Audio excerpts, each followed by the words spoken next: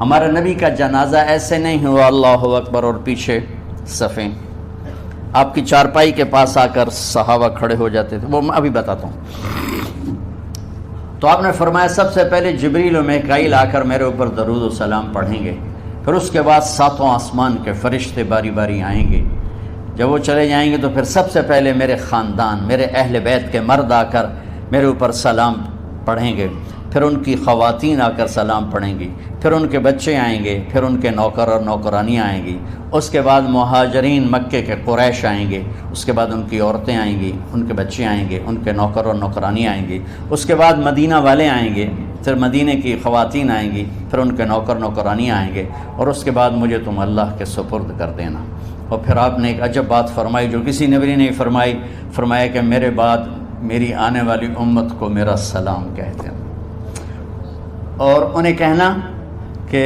ان کے بعد جو آئیں ان کو بھی میرا سلام کہہ دینا، اور اس طرح میرے سلام کو قیامت تک اللہ کے نبی نے پہنچایا کہ ہر آنے والی امت، ہر آنے والی نسل اگلی نسل کو اس نبی کا سلام پہنچائے۔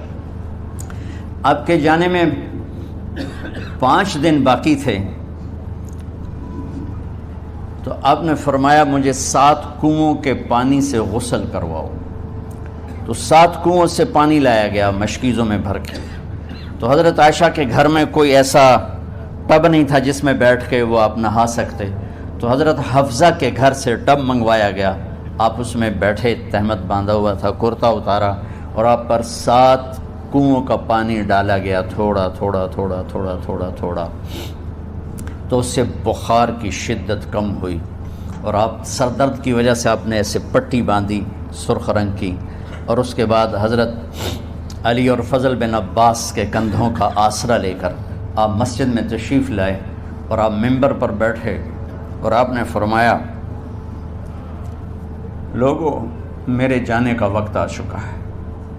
میں نے کسی پر زیادتی کی ہو، کسی کو تھپڑ مارا ہو، کسی کو چھڑی ماری ہو، کسی کا حق دبایا ہو، تو میں اپنی جان کے ساتھ، مال کے ساتھ حاضر ہوں، مجھ سے یہیں بدلہ لے لو، آخرت میں میرے خلاف کوئی دعویٰ نہ کرنا، میں آخرت کے حساب کو برداشت نہیں کر سکتا۔ جن کے طفیل لوگوں کا حساب معاف ہوگا، جن کی طفیل، جن کی شفاعت پر لوگ بے حساب جنت میں جائیں گے، وہ روتے ہوئے فرما رہے ہیں کہ میں آخرت کے حساب کو نہیں دے سکتا۔ تو سارے صحابہ رونے لگے، لیکن آپ اپنی بات کو دہراتے رہے، کوئی بھی نہیں اٹھا۔ تو آپ نے ظہر کی نماز پڑھائی، ظہر کے بعد پھر ممبر پر آئے اور فرمایا کہ لوگو یہیں مجھ سے حساب کتاب کر لو، آگے نہ کرنا، بتاؤ میں نے کسی کا کوئی حق دینا۔ ایک صحابی کھڑے ہو، یا رسول اللہ آپ نے میرے 3 روپے دینے ہیں، 3 درہم۔ تو آپ نے فرمایا دینے ہوں گے ضرور، پر مجھے یاد نہیں، بتاؤ گے کس طرح دینے ہیں؟ کہ یا رسول اللہ آپ کے پاس سائل آیا تھا، آپ سے مانگا، آپ کے پاس تھے نہیں، تو آپ نے مجھ سے کہا تیرے پاس کچھ ہیں؟ تو میرے پاس 3 درہم تھے، تو آپ نے فرمایا تو دے دے، میں بعد میں ادا کر دوں گا۔ تو ہاں یاد آ گیا، میرے نبی کے گھر میں تو تیل نہیں تھا ایک چھٹانگ جس سے چراغ جلتا، پیسہ کہاں سے آتا؟ تو آپ کے سامنے آپ کے کزن فضل بن عباس کھڑے تھے، آپ نے فرمایا فضل میرا قرضہ ذمے لیتے ہو؟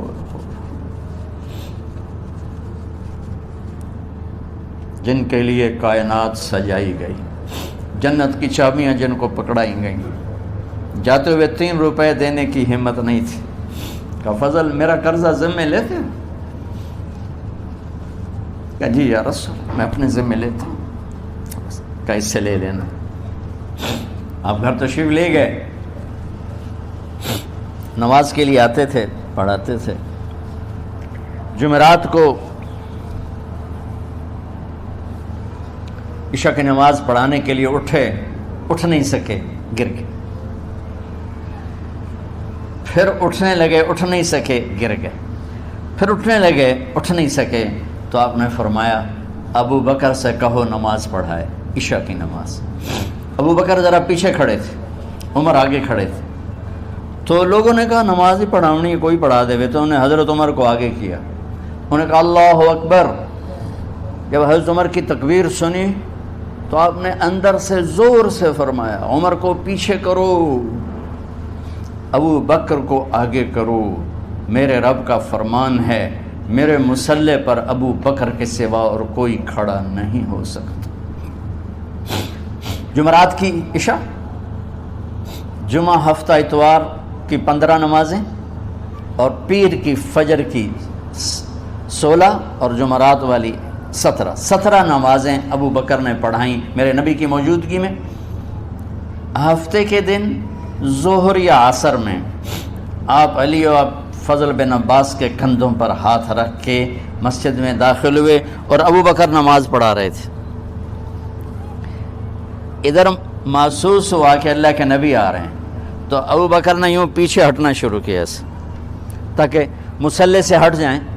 تو آپ نے ایسے ہاتھ کا اشارہ فرمایا کہ کھڑے رہو، ہٹو نہیں، کھڑے رہو۔ تو وہ پھر آگے مصلی پر آ گئے، تو آپ تشریف لائے اور الٹے ہاتھ ابو بکر کے ساتھ بیٹھ کر آپ نے ظہر یا عصر کی 4 رکعت نماز ابو بکر کی امامت میں ادا فرمائی۔